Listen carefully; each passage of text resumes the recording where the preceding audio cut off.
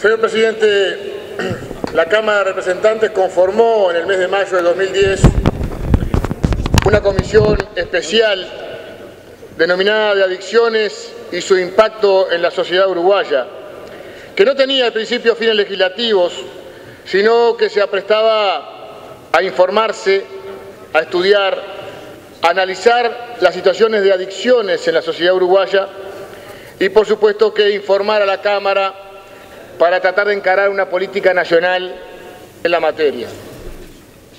Esta primera comisión trabajó arduamente y en octubre de 2011 presentó informes al plenario. Lamentablemente sin poder encontrar los consensos que hubiéramos querido, y realmente lo hicimos en forma separada por los diferentes partidos. Recordamos en aquel informe que hizo el Partido Nacional y que la miembro informante fue la diputada Verónica Alonso, que decíamos que la protección de la salud y el bienestar de todos los habitantes del país es un derecho protegido por la Constitución. Y resaltábamos el artículo 44 de la Carta, que establece que el Estado legislará en todas las cuestiones relacionadas con la salud e higiene pública, procurando el perfeccionamiento físico, moral y social de todos los habitantes del país. La Comisión retomó sus trabajos luego de los informes y confesamos que, a pesar de las diferencias que teníamos en los enfoques, teníamos la seria expectativa de encontrar puntos de encuentro, de lograr consensos que nos permitieran encarar este problema con una gran base de apoyo político y social. El análisis de este tema en el Parlamento nos daba la posibilidad de diseñar una política de Estado que, como reclamaban los representantes de la Federación de Comunidades Terapéuticas del Uruguay, tenga continuidad en el tiempo y se planifiquen acciones y diferentes etapas para abordar este difícil problema. Lamentablemente, comenzamos a advertir que frente a un gran problema que tiene la sociedad uruguaya, desde el Parlamento se va a responder con una mala respuesta. Frente a una problemática compleja, la respuesta que se intenta dar va a ser muy parcial y muy acotada. Para enfrentar las graves consecuencias, se propone un ensayo con más incertezas que seguridades y cuyos resultados pueden ser los impactos negativos e irreversibles en una generación entera. Frente a la necesidad de una respuesta contundente, integral, con amplia base de legitimación política y social, se responde sectorialmente contra la mayoría de la opinión pública y con un respaldo de una mayoría partidaria muy limitada, muy acotada, muy frágil. No se agotaron las vías para llegar a esos consensos y ello es motivo hoy de que estemos lamentando el rumbo que se pretende tomar. En la comisión recibimos, como lo dijo el diputado que me antecedió en uso de la palabra, a diversos organismos públicos, autoridades, académicos, ONG, expertos, gente que realmente aportó muchísimo y a veces desde su experiencia personal o comunitaria enriquecieron el trabajo de la comisión. Es realmente una pena que después de todo ese extenso, exhaustivo y profundo trabajo de análisis y de reflexión sobre una problemática tan importante y tan compleja, no hayamos podido tener un producto legislativo y de política pública de excelencia, de trascendencia en el tiempo, con apoyo de todos, o por lo menos la mayoría de los sectores políticos de este Parlamento. Evidentemente estamos ante un proyecto de ley vinculado directamente a una visión del tema, a una posición que sostienen, supongo yo, que la mayoría del partido de gobierno, vinculada a una corriente internacional denominada como reducción de daño. Esto es un producto de un pensamiento general sobre cómo abordar el tema de la adicción y del propio proyecto lo reconoce además en su artículo primero. El rumbo que pretende tomar el gobierno es una política orientada a minimizar los riesgos y reducir los daños en el consumo de cannabis. Podemos coincidir en que la política de reducción de ofertas, sobre todo y solo focalizada en la represión y en la prohibición, evidentemente que no ha dado los resultados esperados. Entendemos que si no tenemos un abordaje integral y si solo nos dedicamos a reducción de oferta, no podemos tener resultados positivos. Es un tema que tiene graves y serios impactos que afecta a la salud pública, a la seguridad, a la desintegración social. El prohibicionismo no es que sea la causa del fracaso, sino que es la política realizada aisladamente, no tenía posibilidades de lograr otros resultados en lo que tiene que ver con la reducción de los impactos en el fenómeno de la sociedad. Entendemos que la reducción de la demanda no ha sido encarada seriamente, no se ha encarado seriamente la prevención, la educación, ni la disuasión del consumo, y además se han negado reiteradamente recursos para apoyar iniciativas de rehabilitación, que en abrumadora mayoría la realizan las organizaciones no gubernamentales, sin apoyo estatal, sin coordinación y realmente siendo ninguneadas, ni siquiera se conocen ni se exploran las experiencias que viven. Las intervenciones del Estado a través del Portal Amarillo, de Jagüel, de la Casa Abierta de la ciudad de Artigas, no decimos que son malas. Frente al universo de la realidad que abordamos y que enfrentamos, son insignificantes, son dramáticamente insuficientes. Las organizaciones no gubernamentales hacen un esfuerzo sobrehumano para enfrentar el reclamo de las familias, constituir una puerta donde se pueda golpear ante la desesperación, incluso de los miles de jóvenes que quieren salir de la adicción. No tienen recursos para hacer más. En el seno de la comisión, esta Federación Uruguaya de Comunidades Terapéuticas decían que de 1995 o aún un poco antes se trabajaba mucho con becas, con donaciones, con recursos propios de la familia o de las instituciones y con el apoyo de la cooperación internacional. Muchos programas fueron colapsando económicamente. Ha habido muchas dificultades en este tema, hemos visto muchos estudios y hemos comprobado que lo que no se gasta en prevención o en tratamiento se termina gastando en la sociedad en otro tipo de costos de salud, en enfermedades, en problemas familiares, en baja de productividad y hasta en seguridad.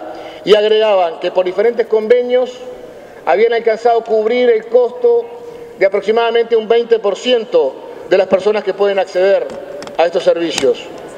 El resto, la mitad tal vez puede solventarlo con fondos propios. El otro 40% nunca va a poder acceder a un tratamiento. Con el diputado Luis Lacalle Pou presentamos en el presupuesto nacional, al principio del periodo, un artículo sustitutivo para que el dinero que se asignaba al pago de asesores del Ministerio de Salud Pública, unos 20 millones de pesos, se destinara a apoyar a estas comunidades y ONGs, que entendemos cumplen un rol fundamental en la contención y no solo benefician a los adictos y a la familia, sino creo que a toda la sociedad. Lamentablemente la respuesta de la mayoría fue negativa. Es un tema que tiene varias aristas: la salud pública, la seguridad, la desintegración familiar, las relaciones laborales, el sistema educativo. En definitiva, impacta en todas las relaciones de una sociedad. Coincidimos en que precisamos un cambio porque estamos mal. La pregunta es, ¿qué tipo de cambio? ¿Hasta qué límite podemos experimentar? ¿Podemos jugarnos a una aventura en la que tal vez condenemos a una generación entera? Creemos que no.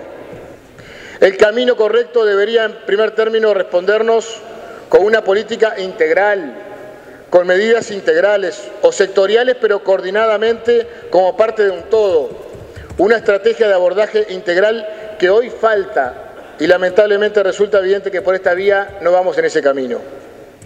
Cada familia, cada barrio, cada ciudad vive un drama vinculado a la inseguridad y está probado y aún reconocido por el propio gobierno que hay una estrecha vinculación entre el gran porcentaje de delitos y el consumo de drogas.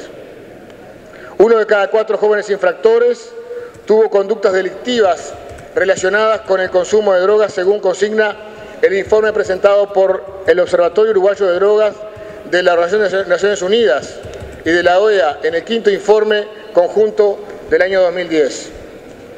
Los mismos jóvenes infractores declaran que el 61% consumió marihuana en forma cotidiana, el 42,4% pasta base, el 32,4% alcohol y el 26,6% cocaína. Creemos que hay una relación muy directa entre el consumo de droga como causa y como consecuencia de muchos de los delitos que se cometen en la actualidad. Vamos a dar una conclusión frente al tema de inseguridad y nos parece, o elegimos lo que dijo la recordada Rocío Villamil, una de las responsables de las Madres de la Plaza. En su concurrencia a nuestra comisión decía que le parecía una gran distracción plantear el tema de la discusión de la marihuana, porque no es lo que nos están bromando. Nadie se queja de la gente que la consumió, que la asaltó y lo tiró. Aquí hay efectos de la droga, la inseguridad pasan por otras sustancias y no por la marihuana. Se nos dice que con esta norma vamos a sacarle el negocio al narcotráfico, que vamos a reducir la delincuencia asociada a la comercialización de sustancias. Yo particularmente hice algunas consultas sobre costos y volúmenes de sustancia y pude saber en esta fecha, y debido a las fluctuaciones que tiene la producción y los mercados, hoy por hoy el costo de cigarrillo de marihuana, aproximadamente de 1 gramo, está entre 30 y 40 pesos. Una dosis de pasta base de 0,75 gramos está en los 80, 90 pesos y una dosis de cocaína de 0,70 gramos está en la base de 800 a 1.000 pesos. Aplicando estos costos a la encuesta nacional de hogares sobre consumo de droga del año 2011, que es la última que tenemos disponible, por lo menos desde el ámbito parlamentario, y haciendo una evaluación muy generosa del volumen económico del cannabis en el narcotráfico, solamente para consumo interno, en el mejor de los cálculos, esta norma pretende incursionar en el 12% del negocio. Decimos que en el mejor de los casos porque si tomamos como referencia no solamente el consumo interno, sino la droga que entra al país, que muchas veces utiliza el Uruguay como puente, y hay algunas versiones extraoficiales que nos dan que el negocio del cannabis realmente es bastante menor al 12%, capaz que el 3 o el 4%. O sea que de alguna manera estamos operando con un proyecto de ley, ensayando, dando un mensaje, entendemos, muy confuso a la sociedad, para, en todo caso, estar incursionando tal vez en el 5% del negocio. La Junta Nacional de Drogas nos dio una información: 230.000 uruguayos tienen uso problemático de alcohol, 52.000 tienen uso problemático de fármacos y 28.000 tienen uso problemático de cannabis. Lamentablemente, 6 meses después, la propia Junta sacó una encuesta que nos dejaba dudas sobre este primer informe, porque hablaba de que en el último año 200.000 jóvenes se habían intoxicado con alcohol. O sea que, de alguna manera, creemos que estas cifras también son superiores a lo que realmente puede recoger el organismo oficial. Si tenemos en cuenta que el alcohol es la primera droga de uso problemático y en segundo lugar están los fármacos, es decir, las drogas legales, las drogas reguladas. Recién el diputado informante, que ahora no está en sala, decía que el Uruguay tenía una gran experiencia de regulación. Bueno, aquí tenemos 2 casos de sustancias que están impactando fuertemente en la sociedad y son legales y están reguladas. Entonces, regulando el cannabis, en realidad legalizando la producción y la comercialización en el territorio del país, ¿resolvemos el uso problemático del mismo? O tal vez la cifra de consumidores de cannabis problemáticos, que está en 28.000, crezca y se acerque a las que son legales y que están reguladas. Una pregunta que nos hacemos. El responsable de la ONG Labrojo, Agustín Lapetina, nos reconocía también en la comisión que en el Uruguay sin ninguna duda existe un problema vinculado con la marihuana, pero comparado con el tabaco, el alcohol y los psicofármacos, constituye un problema de salud pública mucho menor a la luz de lo que nos muestra la investigación. Y entonces la conclusión debería ser: abordemos esas problemáticas que están causando hoy grandes perjuicios a la sociedad, mucho más nocivas y cuantitativamente mucho más impactantes. Hace tiempo que se está planteando un nuevo desafío en cuanto a las políticas públicas de drogas. Evidentemente vemos un problema. No nos podemos quedar con lo que está o con lo que estaba. Ahora, frente al nuevo desafío, el hoy secretario de la Junta Nacional de Drogas, Julio Calzado, ya planteaba, hace algunos años planteaba, cuando era director justamente del Abrojo, decía que había que abrir la cabeza, que había que terminar con ese léxico de combate a las drogas, el knockout a las drogas, con la guerra a las drogas. Ahora tenemos que convivir con ella. Inclusive hubo denuncias públicas sobre que esta ONG que presidía el hoy secretario de la Junta Nacional de Drogas distribuía marihuana. Aquí en la comisión también la gente de la Madre de la Plaza denunciaba que esta ONG en los colegios hacía apología de la sustancia, que le decía a los jóvenes que era mejor fumarse un cigarrillo de marihuana que un cigarrillo de tabaco. Es una prueba de la realidad, fue dicho en la comisión, está en las actas. A nosotros especialmente nos motivó el sociólogo Rafael Baize. Nos impactó la manera de plantear el tema cuando dijo que teníamos que plantearnos la legalización de todas las sustancias. ¿Por qué solamente el cannabis? Tenemos que terminar, dijo, de plantearnos desalentar el consumo. Y se sorprendió cuando el diputado Iturralde le preguntaba, pero la pasta base, y decía, ¿también la pasta base? Legalicémosla. A esos jóvenes que se están muriendo en una vida gris y sin futuro, ¿por qué no darles un poquito de euforia, disfrutando el poquito de vida que les queda antes de morirse? Fue un planteo hecho en la comisión. Volvemos a la petina de la ONG El Abrojo, también dejó claro en su exposición, y creo que lo señalo porque creo que tiene especial incidencia en las políticas públicas hoy en día. La filosofía, se debe aplicar la filosofía como se hace en El Abrojo, con una ética y un conjunto de prácticas denominadas gestión de riesgo y de daños, es decir, cómo se logra obtener los máximos beneficios personales, relacionales, de desinhibición, espirituales, etcétera, del consumo de alcohol, y a la vez que paralela y simultáneamente reduzco los daños que tiene la experiencia del consumo. Y agregaba, debemos diseñar políticas públicas que resuelvan cómo hacernos como sociedad para habilitar los mecanismos para que las personas puedan obtener con el mayor cuidado posible el máximo beneficio del consumo de sustancias, a la vez que podamos desarrollar estrategias para que reduzcan los riesgos de los efectos negativos. La premisa es la que se subraya: generemos las condiciones sociales para que los gurises puedan consumir marihuana, pero se puedan cuidar mejor. Es básicamente el planteo, es la dirección de esta norma. También nos dejó claro el sociólogo que decía, está clarísimo que la marihuana sería un primer paso para pensar en algo alternativo, porque es la droga con mayor legitimidad hoy en día. Y si analizamos los argumentos de este proyecto, lo que aparece en la exposición de motivos, lo que se ha argumentado en la comisión, en la prensa, con la misma lógica podríamos sustituir la palabra cannabis por cualquier otra sustancia, como por ejemplo cocaína o pasta base, y encajarían perfectamente en este proyecto y en la lógica que sustenta este proyecto. Sobre utilizar el mecanismo como una estrategia para, liberalizando el cannabis, podamos desmotivar el consumo de otras sustancias, que se ha planteado, por más que el miembro informante decía que no, se ha planteado en varias oportunidades. También Rocío Villamil nos decía, hoy está todo legalizado y todo el mundo puede consumir lo que quiere. Sabemos, refiriéndose a que la marihuana es una puerta de entrada y por más que se la legalice, el enfermo que consume pasta base le pueden legalizar absolutamente todas las drogas del mundo y ponerle toneles de marihuana alrededor, que lo único que se le va a ocurrir es venderla para comprar pasta base. Se legaliza la producción y la venta.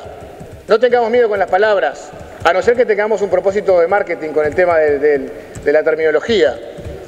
Se legaliza la producción y el comercio de marihuana con este proyecto. Y no es que el consumo sea legal, pero no se penaliza al consumidor, porque se entiende que una persona que tiene un problema de salud, una enfermedad, una adicción, y que en realidad hay que tratarlo, no se lo puede penar. Esa era la concepción del decreto ley del 74. El doctor Germán Alar, que estuvo aquí en la comisión por el Instituto de Derecho Penal de la Facultad de Derecho de la UDELAR, nos decía que cuando se aprobó este decreto justamente esa era la posición dominante en la doctrina. Una suerte de causa de impunidad debido a que el adicto es una persona enferma o alterada y por ello no tenía sentido castigarla. También señaló que hay otra posición un poco más contemporánea y que tiene que ver con el ejercicio de la libre disposición. Por eso no se lo pena. Porque en realidad él dispone de su propio cuerpo, su bien jurídico, y entonces al no lesionar bienes de otros no debería tener castigo, solo se autoinfringe un daño. Y se planteaba acá, ¿por qué no darle a la gente entonces la libertad, involucrando al artículo 10 de la Constitución, que se alegaba, de que se autoinflige a sí mismo, que en realidad es un tema de decidir en la libertad de consumir lo que quiera, de proporcionarse placer? Dicen que los actos que no perjudican a terceros, como dice el artículo 10 de la Constitución. Yo les diría que hablemos con alguna de las madres que está desesperada a ver si le podemos hacer entender que ese acto no perjudica a terceros, que ese acto de consumo no termina perjudicando a terceros en su entorno próximo, en su entorno cercano y en toda la sociedad. Hay mucha gente, me dicen también, que consume marihuana y que no llega a esos extremos. Es verdad, está bien, es correcto. Pero yo estuve visitando los lugares de internación, charlando con los chicos que están en proceso de rehabilitación. El 98% que llega allí destruido por la pasta base, algún día comenzó con marihuana. También vino aquí un psicólogo con una postura de que la idea era buscar un consumo más saludable. Me impactaron a mí algunos informes que leí de algunos médicos y que llegaron a la comisión. Por más que repitamos algunos argumentos, creo que es importante que queden en el acta. Con esta campaña de información y de campañas públicas que se hacen de publicidad sobre el tema de este proyecto, que había una fuerte campaña de marketing, económicamente muy bien apoyada, de publicidad de este proyecto, entendemos que se banaliza el consumo de la sustancia. Se pierde la percepción del riesgo en la discusión del uso de la sustancia. Y ahí me gustaría recordar, por ejemplo, el director del programa de salud mental del Ministerio de Salud Pública, el doctor Lizardo Valdés, que se pronunció a favor de la legalización del autocultivo en su momento, pero sin embargo decía, en algunos sujetos vulnerables puede producir alteraciones de conciencia y facilitar la emergencia de episodios psicóticos e inclusive el comienzo de una esquizofrenia. Esto como elemento facilitador. Aunque advierte que el consumo a largo plazo, no hay estudios concluyentes, manifiesta que su prolongado uso puede ocasionar un estado de absoluta indiferencia que favorece la desinserción social. Por su parte, el doctor Guillermo Castro, que compareció por la organización Ser Libre, establece que hay una falsedad biológica al afirmar que la marihuana es menos dañina que la cocaína, por ejemplo, agregando que además estamos hablando de una sustancia que es 17 veces más cancerígena que el tabaco y que está demostrado que es probable que la marihuana pueda desarrollar esquizofrenia en pacientes predispuestos. A lo que se suma al respecto y alerta que entre el 70 y el 80% de los fumadores de marihuana van a desarrollar depresión mayor en un periodo menor a 5 años, con un riesgo aún superior si hay combinación con alcohol, situación que se da muy frecuente. Por su parte, el doctor Pablo Fields, profesor agregado de Clínica de Psiquiatría de Facultad de Medicina, nos informaba que la vulnerabilidad biológica para la marihuana es del 40%, es decir, que se tiene un 40% de chance de tornarse dependiente de sustancias si la fuma más o menos frecuentemente, cifra que es sustancialmente mayor a la vulnerabilidad del alcohol, por ejemplo. El asesor doctor Gustavo Tomasinas, director del Departamento de Farmacología de Facultad de Medicina, también decía que el fumarse un porro provoca cambios en nuestro sistema nervioso central, en el sistema de manejar y modular nuestra psiquis, y lleva el riesgo implícito de toxicidad más adelante.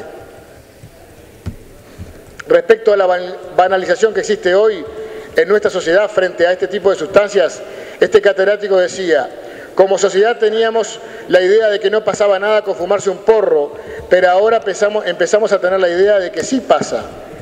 Que cuando los gurises y no tan gurises consumen 1 o 2 dosis esporádicamente de marihuana o alguna línea de cocaína, generan cambios sobre las propiedades psíquicas de la persona. Y concluye: el uso agudo de una dosis de marihuana genera cambios y si hacemos algún test a un sujeto encontramos que no tiene memoria en ese momento y que sufre una alteración de la noción espacio-tiempo.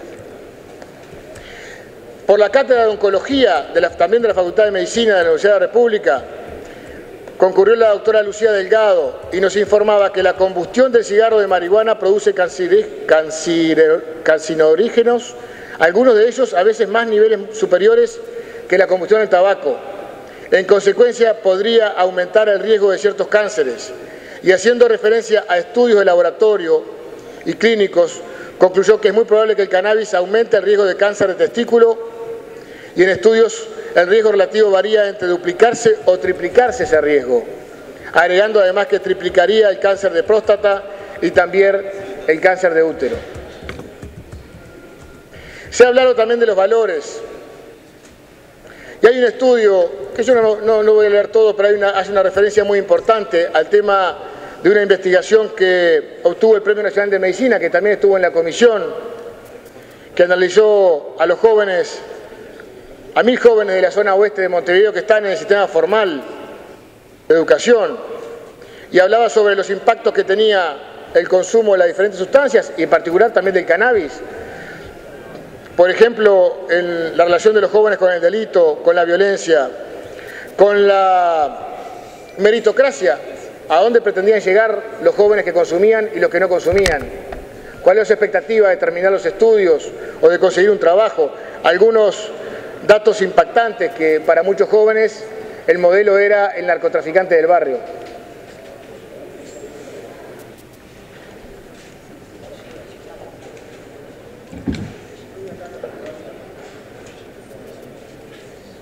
Una de las interrogantes planteadas fue respecto al estado de ánimo de los adolescentes. Sobre las preguntas de muy feliz, bastante feliz o no muy feliz, el 75% de los que no consumen habitualmente dijeron que eran felices o muy felices. Y el 50% solamente de los que eran consumidores. Para que vean de alguna forma el impacto que va teniendo esta normalización del consumo de cannabis en nuestra juventud.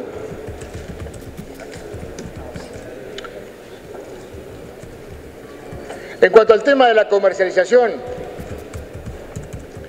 en su momento dijimos que cuando el tema pasa al comercio de los hombres, realmente allí se instala la lógica comercial. Y la lógica comercial es vender más y ganar dinero. Es una lógica comercial y no le podemos poner otras lógicas a los comerciantes, ya sean farmacéuticos o quienes vayan a estar en el negocio de la producción o la comercialización. Es hacer negocio, cuanto más vendan mejor, con publicidad o sin ella.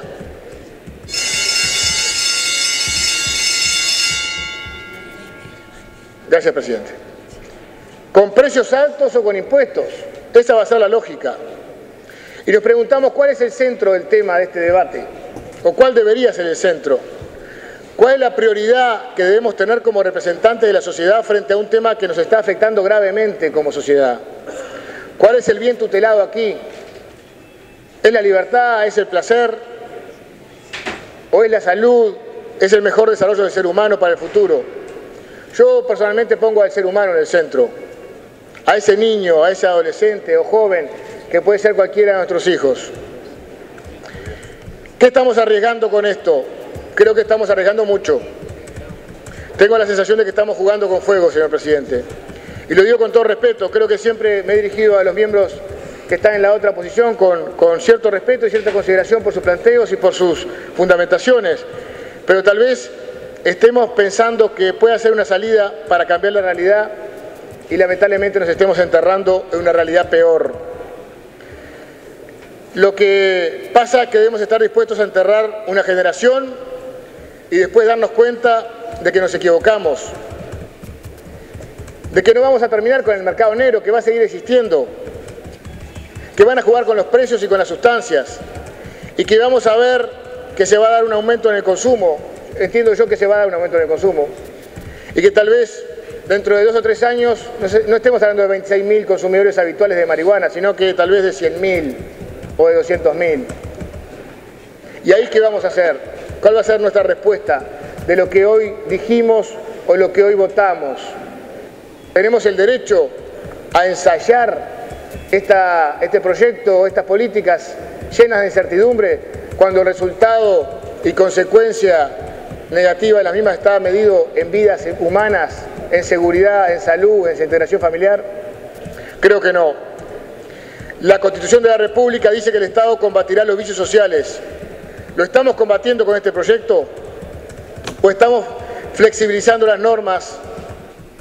A mi juicio, bajamos los brazos, nos damos por vencidos, nos están invadiendo y corremos los límites, salvaguardamos lo que tenemos y dejamos de alguna manera que avance el consumo. A veces hablaba uno fuera de, no, los menores de 18 años no pueden consumir. ¿Por qué? ¿Porque les hace daño? ¿Les hace más daño al de 18 que al de 19? ¿Que al de 17? ¿Cuál es la diferencia? ¿Cuál es el límite?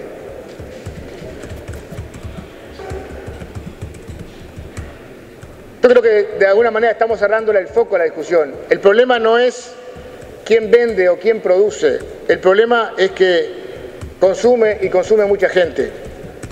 Y yo voy a recordar algo que dije en la comisión cuando votamos el proyecto. Recordamos a las guerras del opio que se dieron en China.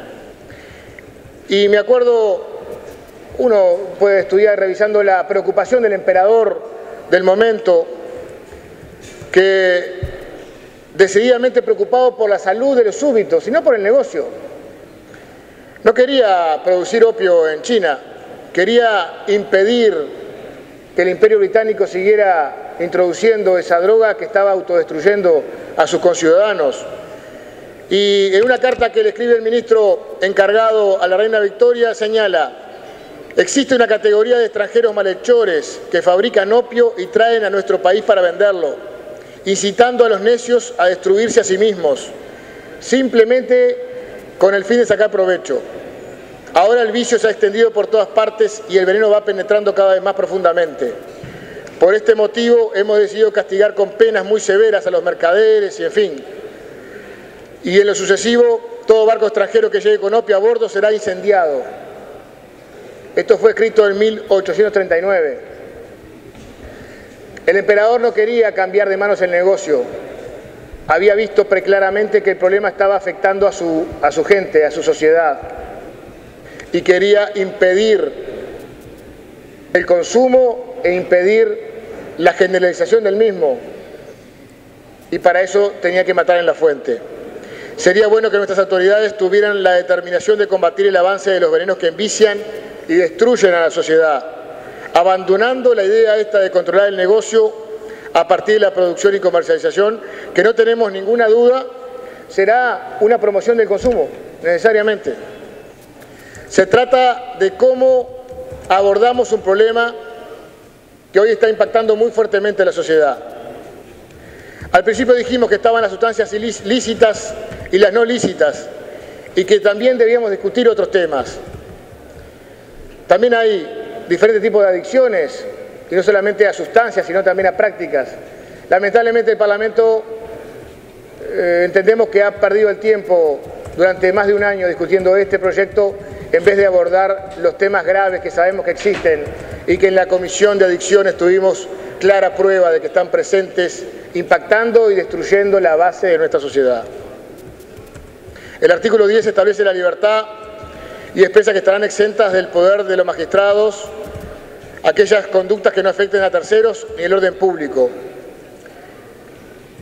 Y nos preguntamos, ¿esto realmente no afecta a terceros? ¿Tenemos una visión solamente individual e individualista del consumidor y este puede hacer lo que quiera? Yo creo que no, que estamos dando cuenta de que está afectando a terceros, que está afectando a toda la sociedad, a la salud pública, a la seguridad pública, a la familia. que contribuye a la desintegración familiar que tanto hablamos y que tanto vemos que perjudica todo el entramado social. Seguimos pensando que además de la represión y el combate al narcotráfico que debe seguir con firmeza y con decisión, debemos como sociedad apostar a 2 o 3 pilares que son fundamentales: la educación, la prevención y la rehabilitación. Lamentablemente no se da respuesta. Yo estuve mirando el informe de la Junta Nacional de Drogas, la memoria, para que vean las autoridades que están aquí en la barra que me dedico a leer y a estudiar lo que ellos escriben, y realmente, con mucho respeto lo digo, es muy pobre lo que hay en rehabilitación, es muy pobre lo que hay en reducción de la demanda, lamentablemente. Cuando se habla aquí que se han hecho 22 entrevistas para conseguirle posibilidades laborales a los rehabilitados, 22 entrevistas a nivel nacional, es de laboratorio. No digo que esté mal encaminado, es de laboratorio. Tenemos una realidad que nos golpea y que nos impacta afuera y que no está siendo tomada en cuenta por nuestras autoridades, lamentablemente. Si no encaramos seriamente el tema educación, si no encaramos seriamente el tema prevención, si no apostamos recursos para todo ello, lamentablemente vamos a ir de mal en peor. Y creo que con este proyecto de ley estamos además dando un mensaje muy confuso a la sociedad. El diputado informante hacía referencia a una cosa no menor, que lo dijo al pasar, pero se ha dicho en la comisión en varias oportunidades. Ya hay profesionales que están utilizando la marihuana y el cannabis para el tratamiento de otras sustancias, aparentemente. Estamos pasivamente acostumbrándonos a que se viole la ley. Estamos despreciando el valor y el rigor de la ley. Y entonces entiendo que estamos despreciando también el valor y la importancia de la democracia, lamentablemente. Señor presidente, voy a repetir, creo que la prevención, la educación y la rehabilitación deberían ser los pilares fundamentales de una política pública de Estado, apoyado por todos los sectores políticos. Y si requieren el voto del Partido Nacional, lo van a tener. Lamentablemente, el camino que ha diseñado la mayoría del gobierno, este camino de un proyecto muy acotado, que tiene una visión muy pequeña de la problemática, que apunta a un sector muy menor de los consumidores, además de ser un mensaje muy confuso para las demás sustancias, porque de alguna manera estamos diciéndole a todos los que están presos o tentados de las diferentes sustancias, bueno, en la libertad personal y con ese artículo 10 de la Constitución pueden consumir lo que quieran, pueden autoeliminarse, lamentablemente. Ese es el mensaje que se está dando. Y el Estado no va a estar ni para tirarle una mano cuando necesite rehabilitación. Creo que es una mala señal y condenamos especialmente, además, la postura de que en buscar consensos y tener una política de Estado con amplia base se optó por el camino de una política casi apenas partidaria y no incluir a todos los sectores representados en este Parlamento. Gracias, presidente.